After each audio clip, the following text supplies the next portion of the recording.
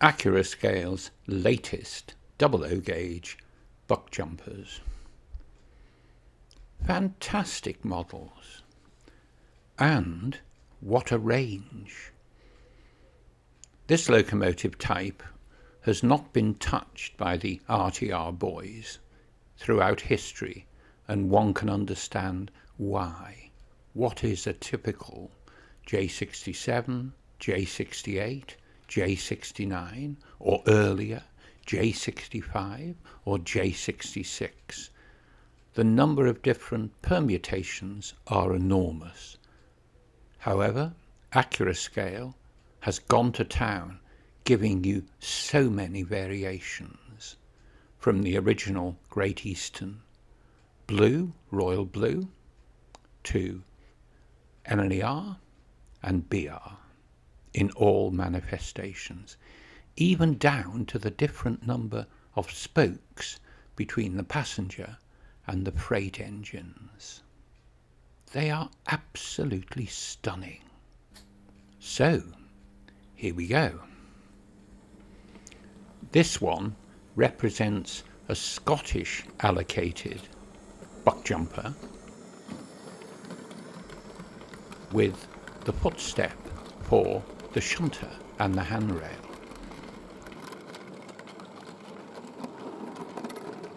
Very much pre-health and safety. That's health and safety. It's got the narrow cab as well.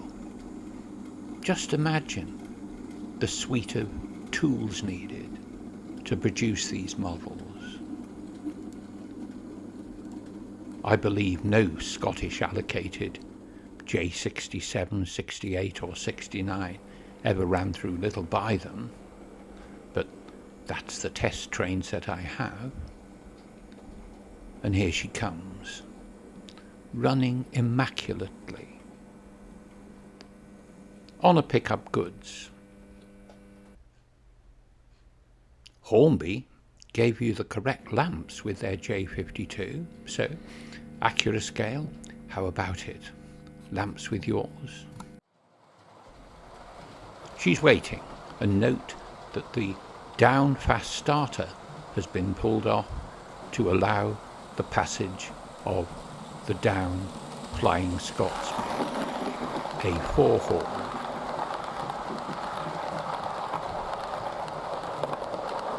People who know or knew how full-size railways worked will probably find some of the following a little bit difficult to understand, but I'm doing my best. The reason she was waiting is because she's going to come across to the down fast from the down slow eventually to pick up some of the wagons.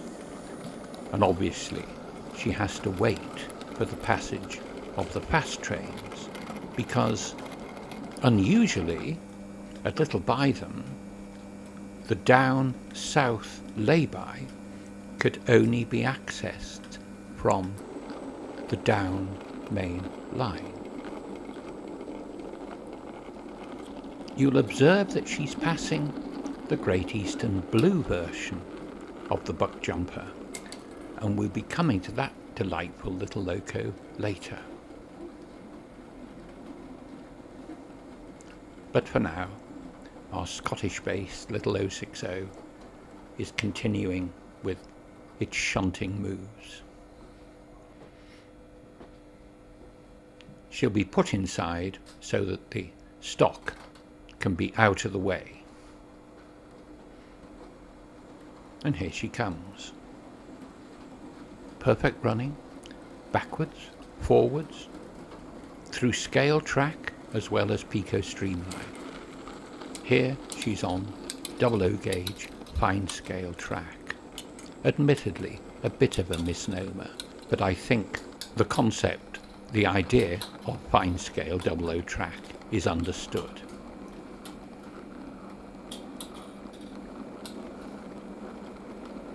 She's going to deposit the wagons out of the way.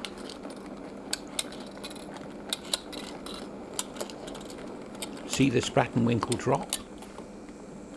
Now, because this loco only has tension lock couplings, well, tension lock supplied, there are scale couplings supplied as well, then the wagon is what I call a barrier wagon or a coupling converter wagon.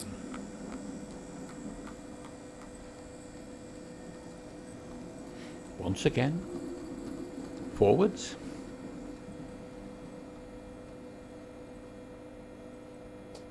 then backwards. She's going to have to cross from the down slow to the down fast.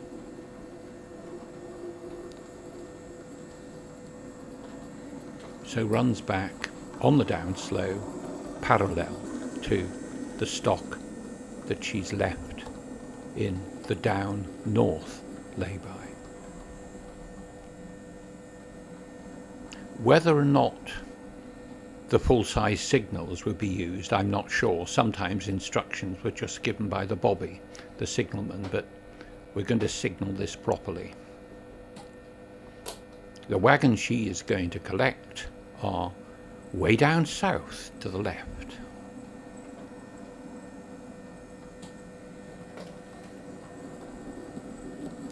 Which she's now picked up and runs through the station. Under caution.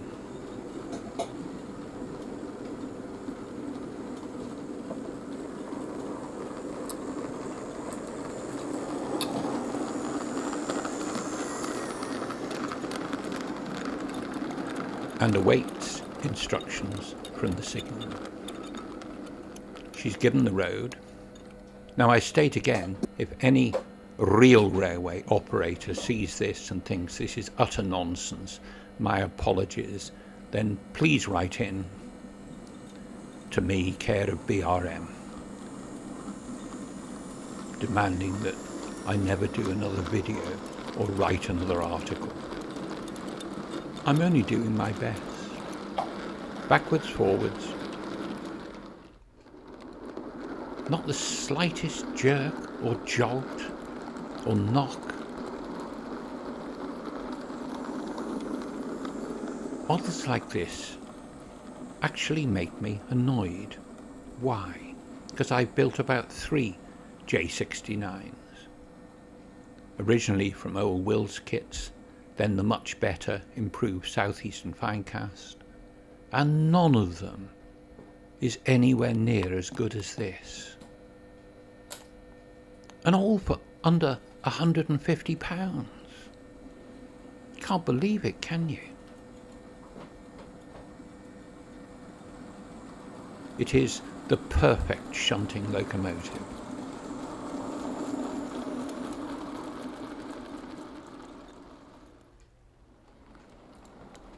What I'm trying to illustrate here is the tractive effort of this diminutive little engine.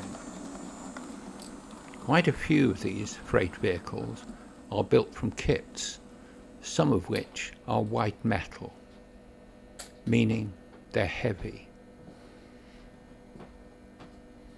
Not a trace of slip, fully in charge of this quite lengthy freight.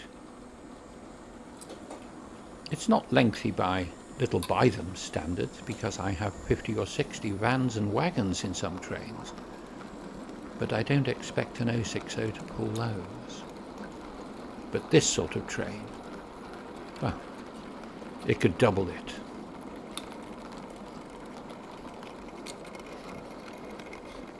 If you are having trouble sleeping, may I suggest you count the wagons as this delightful little engine trundles into the fiddle yard.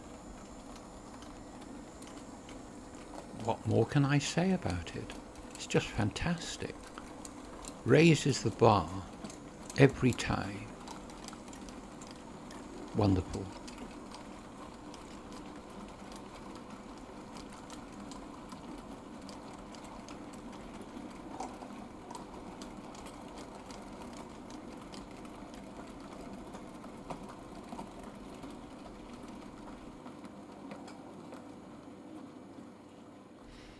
And there she is.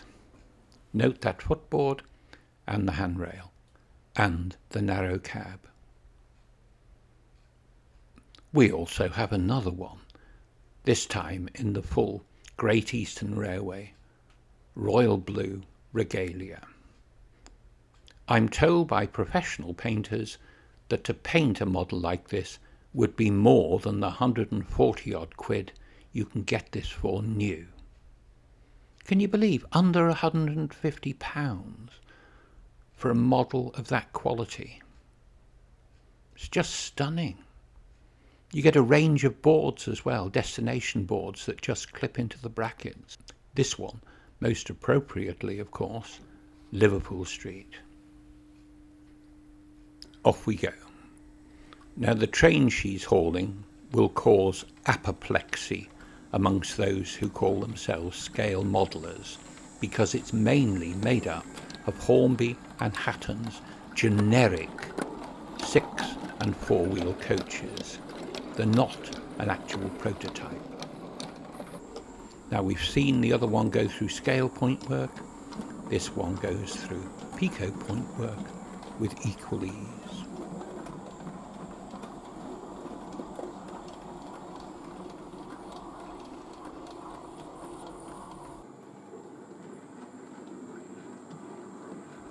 It's heading in the right direction for Liverpool Street, but usually they went into that London terminus bunker first. But this is a work of fiction. Looks good though, doesn't it? Even with those inaccurate coaches. Again, as with the Scottish-based Buckjumper, this one runs just as well. Beautifully, in fact. I've said many times, trying to get the locos I build to run as well as this takes me ages and ages. And here you go, straight from the box. Sickening, isn't it? But fantastic. We really have never had it so good. Those coaches don't look too bad, do they? May I say to those who criticise, get a life.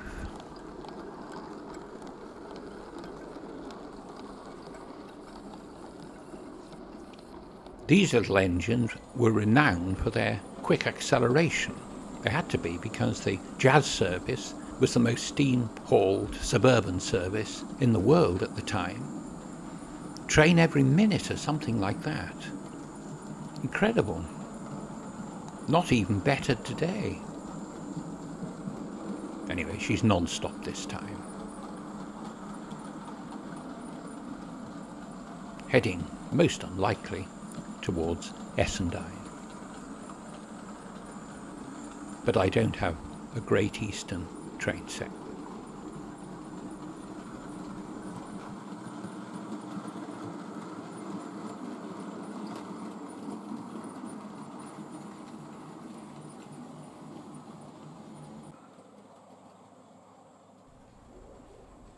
And coming the other way. This time with one or two carriages which are more accurate. So I hope that will appease the purists.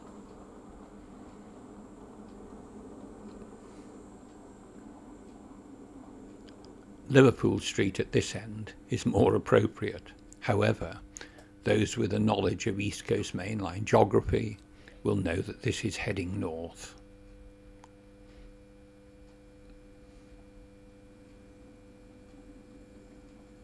Stopping, starting smoothly, all with absolute consummate ease. Again, straight from the box.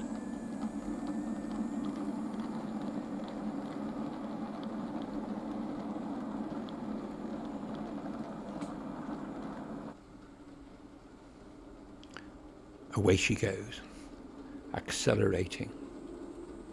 Whether they ever made a mile a minute, I very much doubt, but they certainly got to their top speed very quickly. And there it is, in static mode. Doesn't it look lovely? I've never seen anything better. And the J68 with the larger cab and larger spectacles.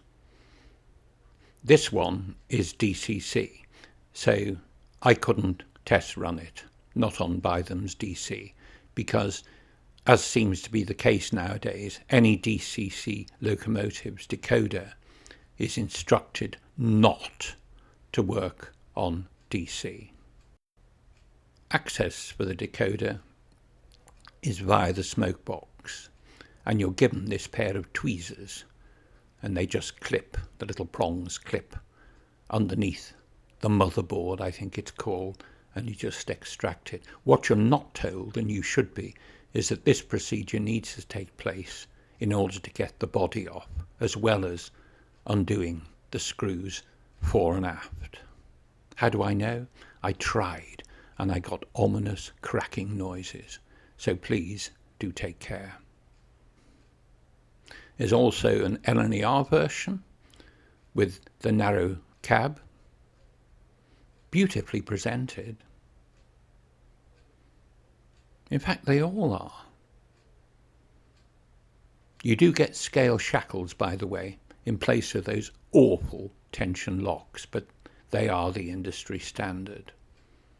There's also a weathered LNER version, but I didn't have access to that. But the whole range is just fantastic at an incredibly low price. Under $250 for the full DCC one. Sound, everything in fact. One of the finest RTR 4mm 00 gauge locomotives ever? Definitely. Incredible, in fact. I thoroughly recommend every one. Thank you.